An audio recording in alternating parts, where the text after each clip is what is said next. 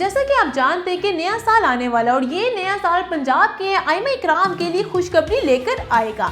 हुकूमत ने ये ऐलान किया है कि आइमा इकराम की एजाजी की अदायगियाँ 1 जनवरी से शुरू कर दी जाएंगी, जबकि एजाजिया कार्ड फरवरी 2026 तक जारी कर दिए जाएंगे, जिनसे आइमा इकराम माहाना 25,000 रुपए ATM से निकलवा सकेंगे। अब तक तकरीबन 63,000 दरख्वास्तें वसूल हो चुकी हैं, जिसकी तस्दीक स्पेशल ब्रांच और CTD कर रहे हैं। बड़ी तादाद क्लियर हो चुकी है, बाकी जल्द मुकम्मल हो जाएगी। पहली अदायगी पे ऑर्डर के जरिए होगी और बाकी रकम कार्ड के जरिए अदा कर दी जाएगी। वज़ीर आला ने उलमा इकराम की रजिस्ट्रेशन जारी रखने और हर माह इनसे मीटिंग करने की हिदायत की है, जबकि फिक्का वारियत या तकरीबी सरगर्मियों में मुलव्वस आइमा का इजाजिया बंद करने का भी फैसला किया गया है। उलमा इकराम की इजाजिया कार्ड को लेके आपकी क्या राय है, कमेंट सेक्शन में जरूर शेयर करेगा। अपनी हौसला में इनको दे इजाजत, फिर किसी इन्फॉर्मेशन के साथ, तब तक के लिए अल्लाह के बाद।